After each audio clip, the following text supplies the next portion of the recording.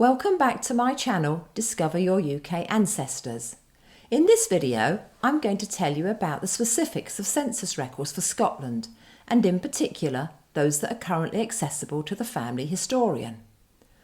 Although the first census was taken in 1801, it wasn't until 1841 that the results became useful, when questions were asked about individuals for the first time.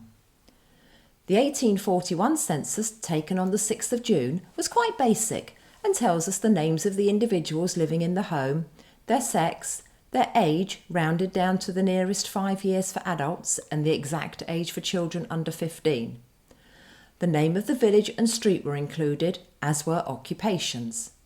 Information was gathered about place of birth, although it was not specific. Incidentally, you should be aware that some of the 1841 census records have not survived, particularly those for some parishes in Fife.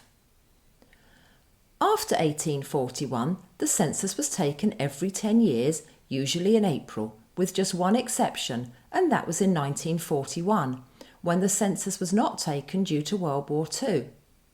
In large part, the 1941 gap is filled by the 1939 register, which I'll tell you about in another video. As the decades progressed from 1841 onwards, new questions were added, some were changed and others removed. Here is a snapshot of a few of the key changes. The first census in 1841 focused on the names of the individuals, their age, occupation and a basic question about where they were born. Fast forward 20 years to 1861 and a new question was asked about an individual's relationship to the head of the household, for example, son or daughter. Another question asked about the number of children in school, and another about the number of rooms with one or more windows. The response to this question helped the government to assess housing conditions. Fast forward 20 years again to 1881, and a question was asked about marital status, and additional options were given to record certain disabilities, which had first been added in 1851. In 1891, individuals were asked if they spoke Gaelic or Gaelic and English. And then fast forward to 1911, where the census introduced the fertility of marriage section, asking for the number of years married, the number of children born alive, and the number still living. Finally, 1921 saw an additional question about nationality and another about orphans, this being relevant to World War I and also to the Spanish flu, which itself claimed about 30,000 lives in Scotland. The gist of this summary is that each census is slightly different from the one before it, so make sure you look carefully so you don't miss any new information. So how do you access these census records?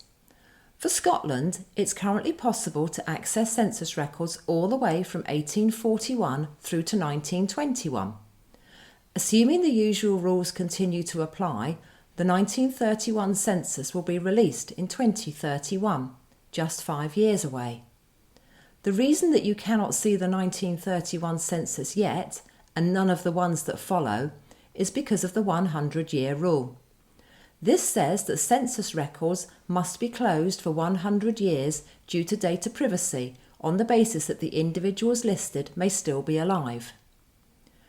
So now we have covered the key mechanics of the census, let me tell you where to find the records. I'll tell you about the paid options first, and then how you can get access to certain records for free. The National Records of Scotland is the overall custodian of the census, and you can access digital copies of the original forms on their website, Scotland's People. It's important to be aware that this is the only website where you can see copies of the original forms. Whilst it's free to search their indexes, you will need to buy credits to view the records. As a guide, it currently costs 6 credits to view a census record, which works out at £1.50. You can also view these records in person at the Scotland's People Centre in Edinburgh. Ordinarily, you need to pay £15 to book a seat, but they do offer free access sessions which are advertised on their website.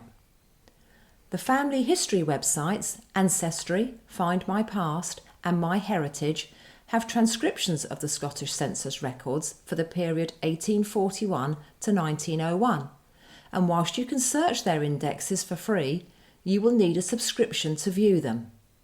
Be aware that they do not hold the transcriptions for 1911 or 1921. Moving on to free options is the website familysearch.org.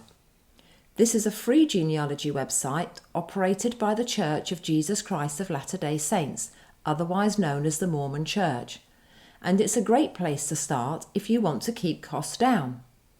There is also a website called FreeCEN, which is in the process of transcribing the census records. Their entries for the early decades are pretty good, and as examples, for Aberdeenshire, they have transcribed over 90% of the records for 1841 through to 1871, and for Lanarkshire, they have transcribed 97% of records for 1841 and 1851. They still have a long way to go with later census records, but if you're looking for early ones, it's a good place to start. Although I would favour accessing copies of the original forms from Scotland's people, I have found that transcriptions can be a good alternative and in fact can be very helpful if you find yourself struggling with some of the handwriting on the original forms. I hope this video has given you a good overview of the specifics of the Scottish census. I like to end my videos with my top 3 tips, which are: number 1, if finances allow, access the original forms and use the transcriptions as a good backup. Number 2, use the search tools on Scotland's people so that you get more targeted results. Remember, each record you view will cost the equivalent of £1.50, so you want to get it right first time if you can. And number 3, when you find your ancestors, look at the rest of the page, as you might find relatives living close by. If you found this video helpful, don't forget to like, subscribe and share it with anyone else who's exploring their ancestors. I hope to see you next time, and thanks for watching.